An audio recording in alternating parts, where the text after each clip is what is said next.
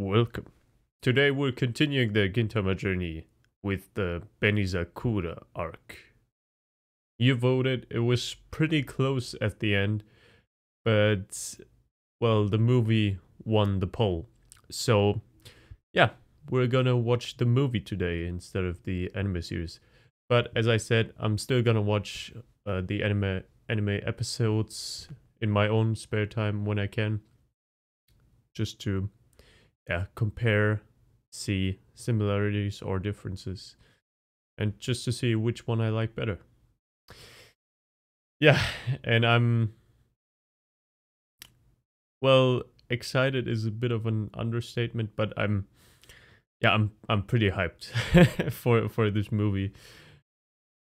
Seeing as so many of you really like it, really enjoyed, and as it is the first longer arc in this series, and I'm just so excited to see all these characters, old characters, hopefully appearing, and new characters, who they are, what their goal is, what their place in the story will be, how the relationships are gonna play out.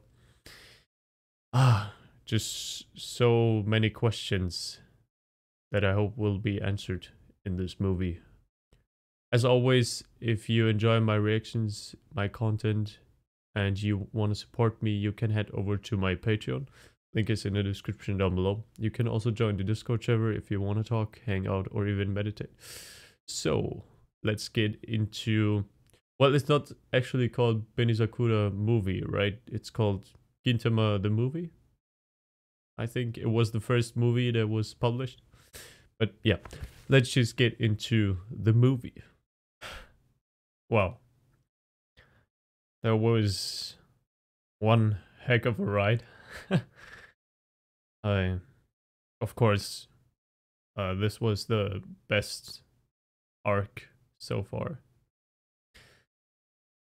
I mean, there are other mini arcs that were maybe even, for me, equally as good because of their central themes.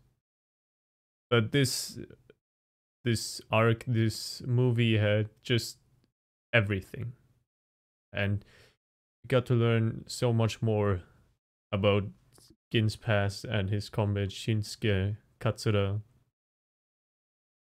There was so much information packed in this movie, and I'm not gonna remember everything, every detail, especially not ever after a first viewing. But there are some very important points I want to touch on in this review. I don't know how long it's gonna be and if I'm gonna do it in one sitting, but here we go. Now, first of all, the less important stuff, the surface level stuff, I guess. Animation and music, of course, top notch. In both departments, they killed it. The fights were amazing, so well choreographed, and the last fight, of course, the full focus was on the last fight. The fights before were, I don't know how to say this, but they were not in full focus, the fight itself, but what was behind that fight, what was on the sidelines. The last fight, which I already saw in my reaction I did a few months ago, it was all about the fight itself. But especially for Gintoki versus Nizo, there was so much more behind it. Philosophically, morally, just in so many ways. And I'm gonna touch on that again. And that fight was also awesome. And then, of course, we had the mm, the secondary fights between Kagura, Shin, forgot both their names, Matoko, and the other scary guy, scary face guy, which was also a pretty cool fight. And it was so cool to see Kagura and Shin just battling it out with as a tag team. Yeah, it was pretty much like a tag team fight, 2 against 2. Yeah, that was, yeah, really enjoyed that. And of course, especially that last fight, not enough praise for that. The music, I mean, the visuals, the choreography itself, oh, it was so good. But the music, that put it on a whole another pedestal, like a whole nother level. That soundtrack is so fucking amazing. I just have to say it's so good. I enjoyed so much, and I'm gonna listen to it a few times, I think, after this. But and the music as a whole, the soundtrack was also great. And even though this movie felt different from the Gintama we've seen before, it was a lot more serious, and it showed me, well, not just a glimpse, more than a glimpse, but it showed me what Gintama can really do when it's really serious and really, yeah, just going for it, going for everything. And I've been told that towards the end of the series, it gets more and more, yeah, serious, just like this. I can't wait to see that. But in the meantime, I'm really appreciating what Gintama is right now. I really am. And don't get me wrong, it's not like I don't enjoy the humor or the lightheartedness or the mini arcs, the little stories, because as I hope you already could observe, I'm really enjoying these. And there's a lot of nuanced storytelling there. But yeah, back to the topic. So even though it felt different, like the next step in Gintama was more serious, and the atmosphere, the tone, it still remained at the core. It still remained as Gintama, and it was not just that there was some great humor, which there was, and I like that there was not too much, so that the weight of the characters and the story and the flashbacks would kind of, yeah, be diminished. But it was just the right amount, I think. And that is hard to pull off. That is really hard to pull off. And it had also the right pacing and timing. Yeah, but it still remained Gintama. It still remained that light-hearted show about these characters that just go on about their life. Yeah. Man, that was great. And yeah, this was only just the first point I was gonna talk about, and it's already about 8 minutes. I think this is gonna be a long one. Yeah, the next topic I'm gonna touch on is the sword itself, Benizakura, the meaning behind it, the characters that surround that sword, the relationship between brother and sister, the blacksmiths. And even though it was the this kind of story arc in this movie of those two characters was fairly, I don't want to use the word simple, but yeah, simple. There, I used it. It was pretty simple, but even though, and there was not, in my opinion, the focus was not really on those two specifically. They were just a part of the web that constructs this overarching arching. I'm sorry, I don't know what is it? Overarching plot, which is really about those samurai and the Bakufu and yeah, just the resistance. Shinsuke, Katsura, Gintoki, all of these characters, they play such a major role in this story. And these characters were, yeah, kind of on the sidelines, but at the same time, I really enjoyed that story arc. Especially for the brother. There was so much symbolism and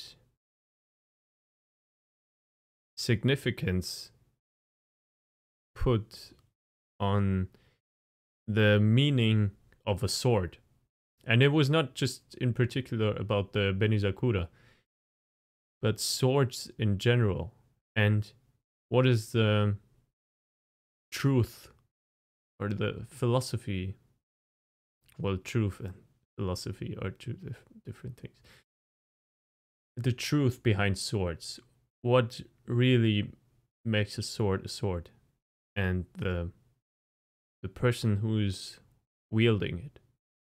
What is the meaning behind that? And they touched on that so meticulously, so just it was just right. If you know what I'm saying, it was just, when I saw those words, when I heard those words that were being talked about, this the sword is, it wasn't said, but kind of like an extension of the soul, and the sword is there to on one side protect others, protect in general, but also to protect one's soul, not really one's body. It goes deeper than that. It's more significant than that. And it's those words, they rang so true in my heart when I read them, heard them. It was just like that, yeah, it's really, that is it. And it's not about the sword in particular, the material sword, the object, but what is the essence behind it. And that is, I think, what this this movie was really about. And of course, it was about Shinsuke, Katsura, the resistance, the rebels. They also live by the sword and die by the sword. So that was for me, the essential theme of this all. They also talked about how there was just the one word which came into my mind, and there was sparks.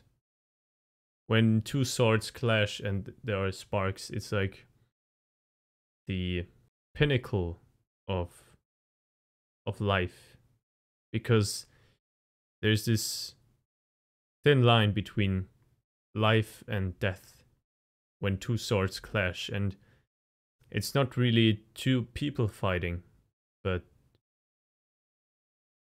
and also not two spirits, but one spirit. And this is more, yeah, spiritual. One spirit, I guess. Just fighting for life and death. And that is just so fucking deep. And the word sparks reminded me of another anime slash manga, but I don't want to talk about it because I don't want to spoil, but it kind of mirrored what was said there and said in the other one. And they both portrayed so well the meaning of swords. The blacksmith, the brother, he, at least he believed that he gave everything to that, yeah, the art of, or the craft of a blacksmith and creating swords. And he said in the end, it was just all I had was the blacksmithing, the swords. That he gave everything up in order to still pursue that dream of succeeding his father. And in the moment of his death, he said that really hit me emotionally. That was beautiful. Even though I didn't cry, it was an intense moment when he said that after all he couldn't let go of his sister, of her, and he looks her into the eyes. That was a beautiful and amazing moment. And I think the whole time what he was pursuing was not really succeeding his father or crafting a perfect blade, but it was about love and devotion. And even though he thought he gave everything up, he let go of everything. He did not let go of his sister. That I think that never wavered in his heart. That love for his sister, that devotion to his sister and his father. That was, I think, what was truly his, well, not just desire, but his who he was. Simply beautiful. Now I want to briefly touch on Nizo. And honestly, as I said, I had to pause the movie. I really did not like his character at all. He was, in the end, so consumed by that wish to become the sword itself, because I guess his conviction, his dream was grander than the wish to be a human being, a human breathing, living being. So he just threw himself into the pit of darkness, I guess. The pit of darkness, and let himself be consumed by that Benizakura. Because in his eyes he had nothing else to live for. And that is in a way also a reflection of the brother who forged the sword itself. So there it reflected to and back between those two, and the sword itself was in the middle. Yeah, and it's actually he's a pretty tragic character. Um, Not that he was the most amazing, best, most compassionate character before then, but it was just that he was. Yeah, he was a prime example of all the people that were, yeah, burdened with the past of the war and all the people they lost and all the people they did kill. He's a prime example of that, I think. I enjoyed his character so much when we were introduced. He was pretty damn badass and had also a more, yeah, philosophical side to him. And that kind of, it didn't, well, at the end it did vanish, all of that deeper side of his character. But there were moments, and when he had a monologue or a dialogue where he said, especially the thing about the light. Now, I would really like to discuss this topic about the light and what it really represents with you. But what I want to say is that he was blind, but he would always see the light.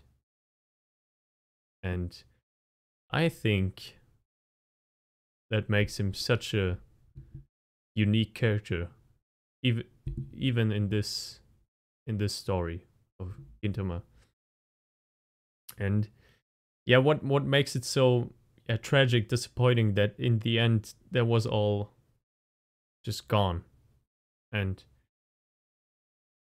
yeah, that is actually my only, well, complaint. It's not really a complaint because he still remained a very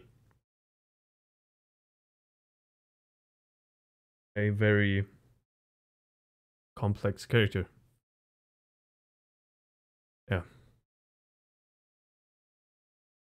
Now on to the sensei of all of these important figures in the story: Gintoki, Shinsuke, Katsura.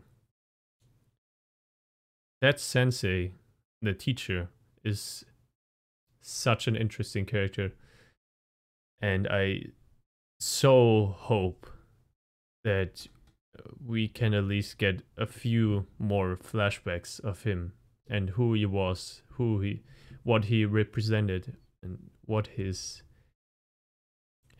own philosophy was. We got a glimpse of it, definitely. He said those words about protecting, that the sword is a protector of one's own soul. And I mean, that alone is very significant, those words. They carry so much weight behind them. And it really makes me wonder what kind of person he was.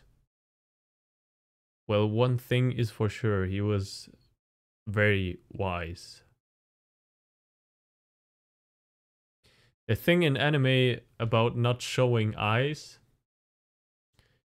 is always one of importance. That means that character, or in that situation, that character, for example, in One Piece, he's serious, or it's just to hide the fact that, or just to hide the identity. And it always, pretty much always means that that person is of great importance to the story and the other characters. And he's the one that taught those three students, those three people. And Shinsuke himself said, or was it Katsura? Katsura or Shinsuke? One of them said, I think it was Katsura, that even though we had the same teacher, the same teaching, we went on such diversing paths, and he could not believe it.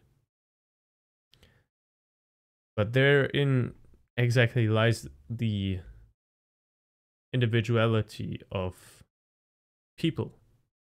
And that even though you may have the same circumstances, the same conditioning, the same teacher, the same teaching, everyone is unique. And what you're going to do with that and how it's going to influence you is very individual. And that is exactly what happened with Shinsuke and Katsura. They both had the same knowledge, conditioning in the beginning experience. But through individuality, their philosophy and their beliefs diverged. And even though they still have the same goal, which is taking down the Bakufu and the corruption behind all of that, their methods and their conviction is radically different. And that also makes Shinsuke such an, again, interesting character and complex character. I love what he says about himself, that inner beast that will not stay quiet until, in his mind, in his eyes, he has slain so many people, destroyed so much that it finally rests. And again, that beast cannot be satisfied as long as this beast is a reality for him. That this beast is who he is, and or this beast is something that he has to follow or listen to. As long as that is present, he's gonna continue on this path. There he speaks about why Shinsuke acts the way he does, because he is so overcome with the hatred for just everything, because of everything he lost. I think Katsura answered with that it isn't that there's not any day that goes by that he's not hating the world for it. But when he sees Gintoki and the way he handles it, okay, scrap that for now. I just went over the conversation again between Katsura and Shinsuke, and I have a theory. Could it be that Shoyo sensei, the sensei, he definitely was or portrayed a father figure to all of these children, all of these students?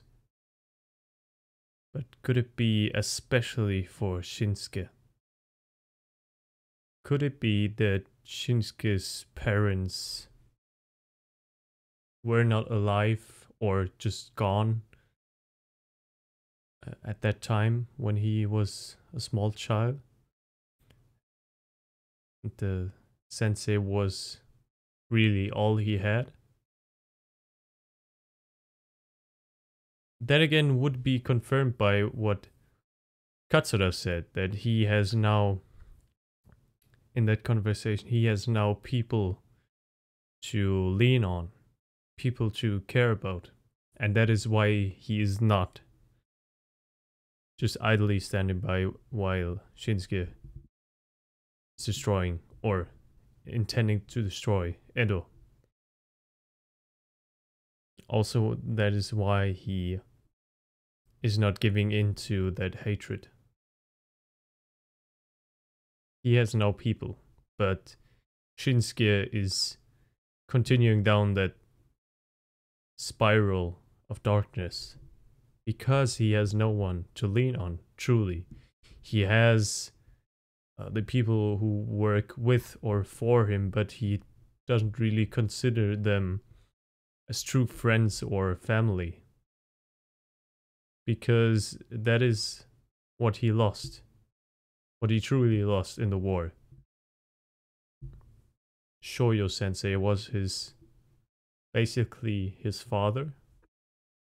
And because he had no one else but Shoyo, he meant that much to him that he's so heartbroken by his death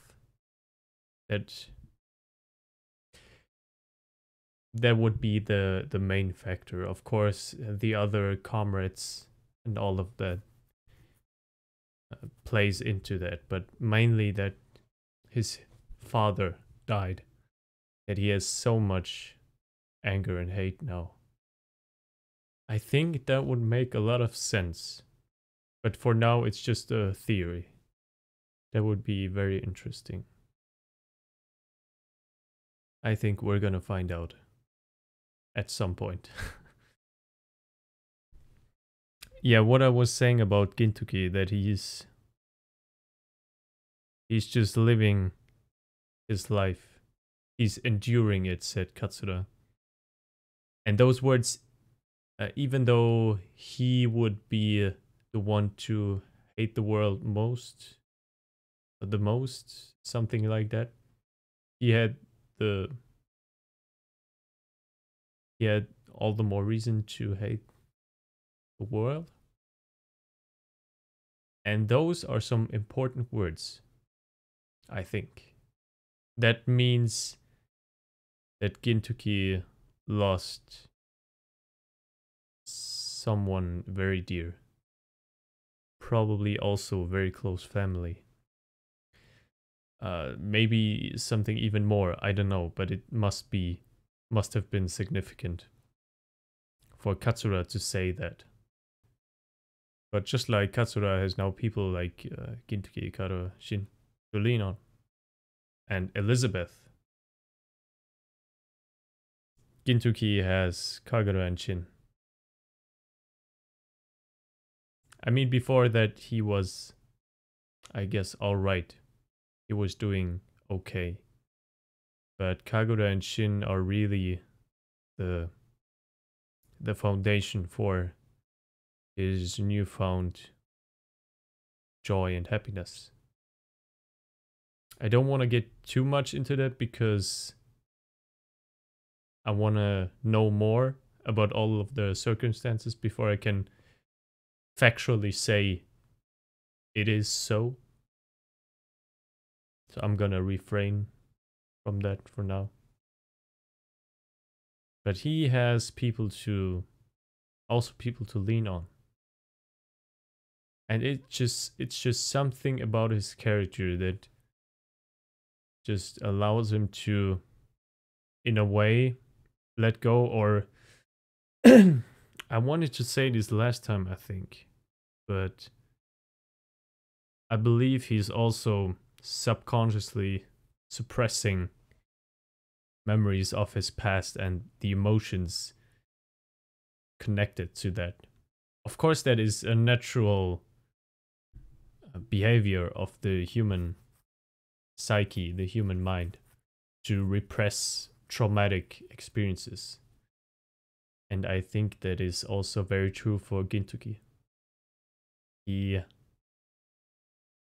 saw nightmares of the fallen, samurai soldiers, and in this movie, when he was stabbed by Nizo, we saw the conversation with Shinsuke. Also a bit traumatic. The conversation between those two was brilliant. That was one of the best dialogues I've witnessed here in Gintama, maybe even across every series or movie Oh, brilliant. When you really think about it, and I think I'm gonna appreciate it even more when I receive more information about their past and the exact circumstances. But for now, this was just now to end it off here. The last thing I want to say is in this movie, we could really observe how the Yorozuya, Kagurashin, Gin, they all trust each other blindly. They have faith in each other as a group and as individuals. They trust themselves, which is so important, especially for Shin, to have that trust in yourself, that self-confidence, that faith. Their friendship has grown so much, and they have grown as people as well. It is really beautiful to see. It's like I'm the parent and they're my kids, and I'm watching them growing up. It's beautiful. Those are my last words. There's so many more themes, topics, things I could talk about probably. But I think this is a good place to end it. I do encourage and invite you to discuss all of the topics I talked about right here in this review, and also topics I didn't talk about that you would like to point out. That would be my wish, that you just discuss everything that has happened with me. That would be really cool. Yeah, I do hope you enjoyed this review and the reaction. I sure as hell did. Yeah, so I hope to see you next time. Take care, enjoy your day, and